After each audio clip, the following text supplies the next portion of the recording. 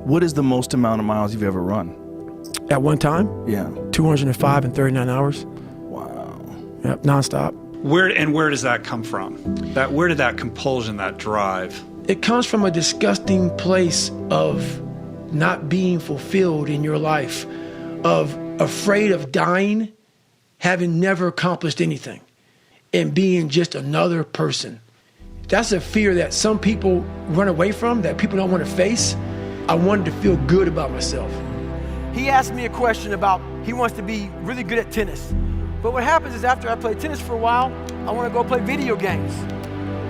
Y'all obviously don't fucking want it bad enough. I became obsessed with being the baddest motherfucker that God ever created. Am I that? I don't care. I believe it. And I was trying to tell him, once you become obsessed with something, obsessed, it's okay to be unbalanced for a while. It's okay. All this stuff people say, you gotta be balanced. To be the best in the world at what you do, it's not about being a Navy SEAL, people. The best at what you do, you have to be unbalanced to find every bit of fucking energy and strength that you have to pull it off. Then you get balanced once you become great. And then you help other people become better from you being the best in the world. So if your family doesn't understand, why are you so daggone crazy? Because I'm trying to be the best I can to give you the best that I am. And it takes being fucking obsessed to where people think you're crazy. People look at me and say, oh my God, you're a masochist, you're this and that. I'm not gonna get into how bad I was in all these races and SEAL training. I had 21 stress fractures going through Hell Week. 21 stress fractures. You know what I did? I taped my ankles up. Roger that. I want to be a SEAL. So I did it. Become obsessed with being great. Sometimes the first step is the hardest. Like, it's hard to take that 1 million step too, but sometimes the first step is the most. There's something about the, what do I do? They start going over their phone. They start calling people. They don't get out of the house. Like, there's something about procrastination. It's like, you know it's painful. Oh, yeah. You know you should be doing things, but you just keep doing it. You keep itching that scab. I procrastinate like a motherfucker, man, every day. I don't want to do this shit. That's what's so funny, man. People looking like I'm some damn superhero that came down from the gods, from the heavens of earth. No, man, I don't want to do this shit. I'm looking at my shoes for 30 minutes sometimes thinking, man, fuck, man, people look up to you, Goggins. Fuck them. I don't want to do this shit. But guess what? You do it. I'm going to do it. As long as you do it. And that's what I know about it, man. That's what I stopped doing. I'm thinking, oh, man, you're going to fucking sit here, you look at your shoes for 30, 40 minutes, you're going to go, you're going to think about it all day long, and you're going to do it anyway. It sucks to get up in the morning time. It was raining like cats and dogs. I want to get my shoes on and go run. But guess what? I got my shit on and ran. And sometimes you don't have the time to look at your shoes for 30 minutes. No. Those are the beautiful days. Yes. Because you know you just have to go. That's right. And so, like, there's no room for procrastination. And that's when I was in the military, I loved my schedule. Because I knew I had to be at work at 7 o'clock. So you better get your ass up at 4 o'clock, man. You gotta get your shit in, brother. Why do you make your bed in the morning time? When I was in the military, I never forgot. I was like, why the fuck are we folding our shirt up this way? Why? Why am I making these hospital corners 45 degrees and then folding my bed back 6 inches the size of $1? Why am I doing this? All these small things that we do in life are building your mind up for discipline. And all those disciplines are gone. So that's the one thing that we're definitely missing, is self-discipline. I have the ability to see the end before the beginning even begins. And what that means is I know that to get to the very end, I can see it right now. So before I went to Buds, and I was losing all this fucking weight and shit, I saw myself walking across the fucking stage at 191 fucking pounds, because that's what I had to get to get into the door.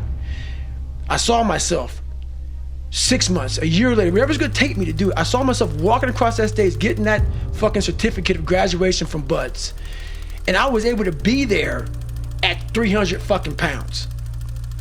And that feeling, that I was nowhere near that fucking feeling. I was able to put myself there 1,000,000 times every fucking day. And that feeling of like, my God, that is gonna feel fucking amazing.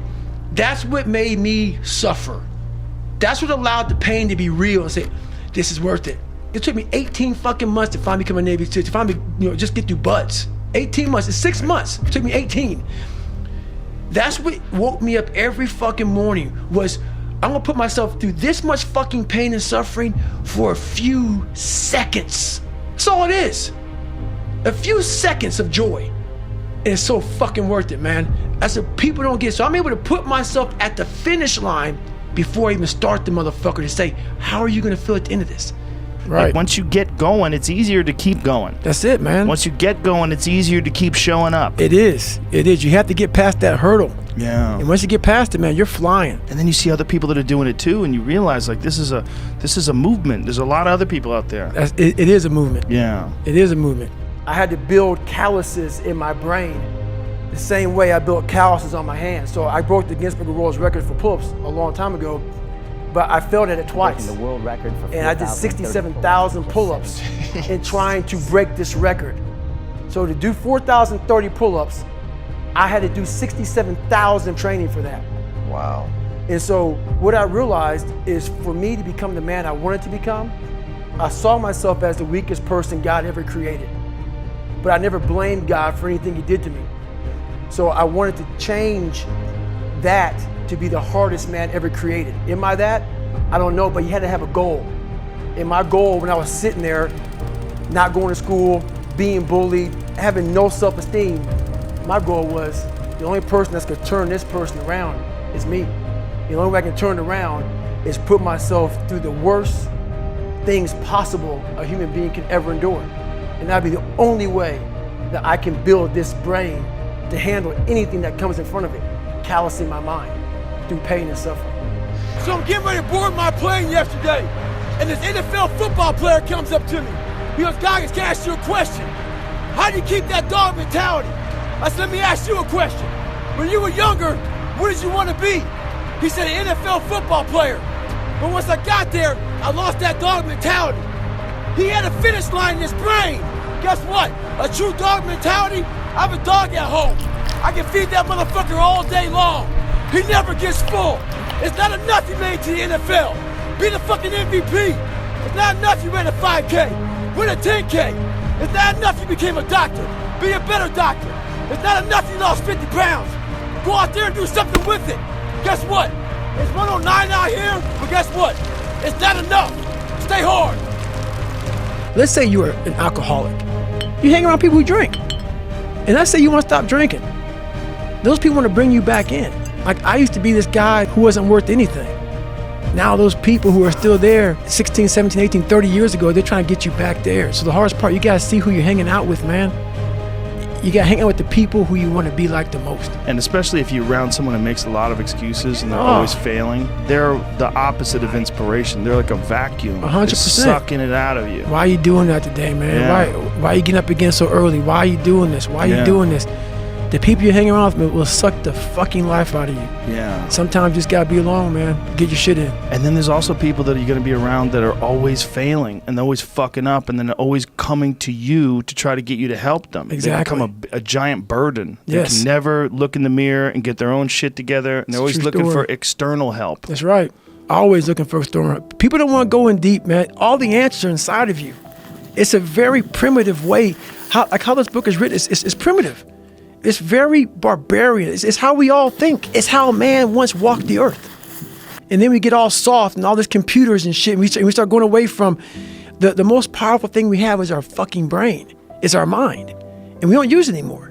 But see, because you've overcome and because you've accomplished so much now, that even when you talk about that moment of like embracing that suck, like you see there's a big ass smile in your face. Like you've got a total different approach to it than the average person. Oh yeah. The average person, you talk to them about doing chin-ups for 24 hours or anything fucking crazy. They don't look at it, they're like, oh, there's like a negative, a doom feeling. That's the thing about it, man. I talk about in my book, open-mindedness. What separates me from a lot of people is they go into a daunting task and the task is overwhelming. Like when I heard the pull-up record was 4,020 pull-ups, and I was talking about breaking this record, people are like, oh my God. I went right to a pen and paper. They go, what are you doing? I'm doing the math, man. What are you talking about? I'm open-minded to the fact that, okay, if I do 5 pull-ups in a minute for so many hours, I can get so many pull-ups in. How much time do I have to rest? I was breaking the math down. You have to be open-minded to the possibilities that I can do this. Once you shut your mind down to the possibility that it can be achieved, there's no way it can happen. If you're in a fight, you have to attack. You have to keep attacking.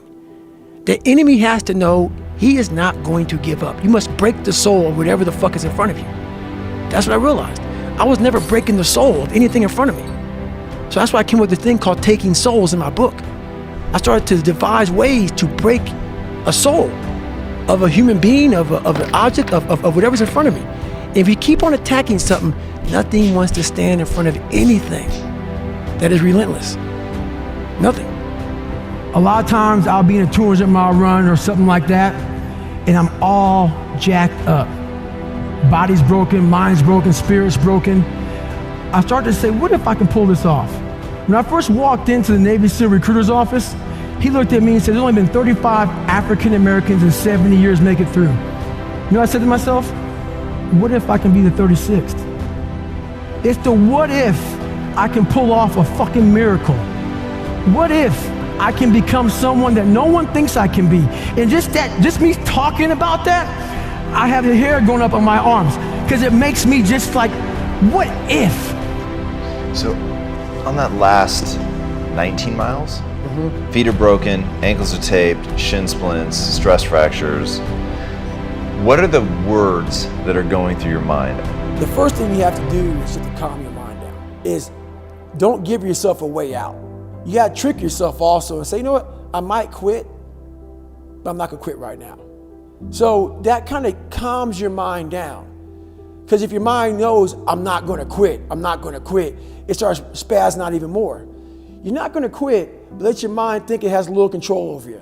And then you can start processing. Sit there, calm it down, process. That's the first step in the whole journey.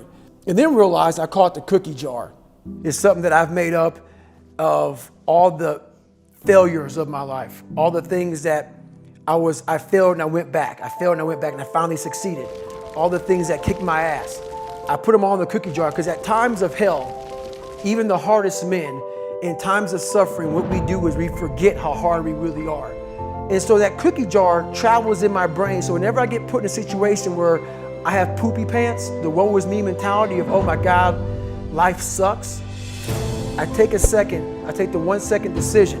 I step out of my life for 1 second, go in the cookie jar, pull up, oh, motherfucker, you went 3 hell weeks and finished 2. One of those hell weeks a guy died because it was so bad. Oh, you are a motherfucking badass. You are. I put it back in the cookie jar and I remember who the fuck I really am. I'm not the kid that was called a nigga. I'm not the scared kid. This is who I am. It's a reminder of who you truly are at the core of yourself. I believed for that last time, 19 miles, I was indestructible. Because I took myself in that chair, crapping up my back, peeing blood in my leg, shin splints, stress fractures. I use all that for motivation versus negativity. I use it for motivation. I said to myself, who on this fucking earth would still be going right now? You are. You are. You gotta be the hardest motherfucker on the planet. Is it true? I don't give a fuck. At that time, it got me to the finish line of that fucking race. I believed it. I believe it today. I believed it enough to where my body said, he's not gonna stop. And I took all the negative things. I need to go to the hospital, this and that. And I used it all. Who the hell could even get out of that chair? You did. Who the hell would even think about taping stress fractures up? You did. All those things I used for motivation. If you pan it down here, you see it's about 3 o'clock in the morning and there's not a car or a person in sight. If you pan over here, it's the same thing. Not a car or a person in sight.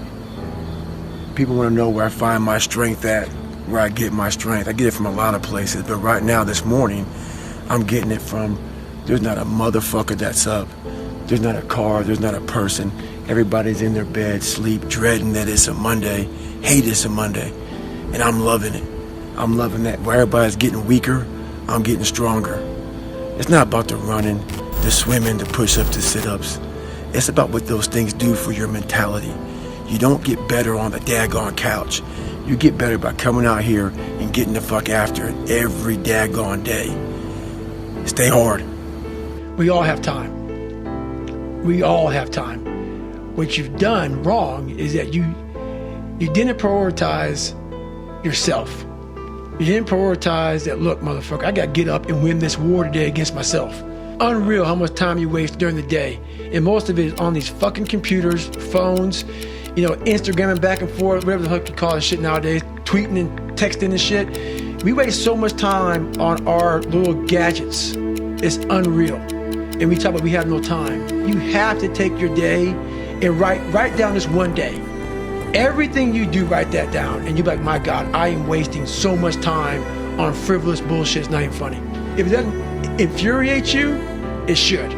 Because there's so much time. I can't get it in. Look at your schedule. You just wasted 7 hours today on bullshit. I mean, and you don't have an hour a day to try to get something in for yourself. I guarantee everybody can find an hour. Yesterday, I made the choice to get up early and run, but today's another day. Today's another day that I'm faced with another choice to make. So I'm making the choice again to put my shoes on early in the morning and get active again. So make the right decision.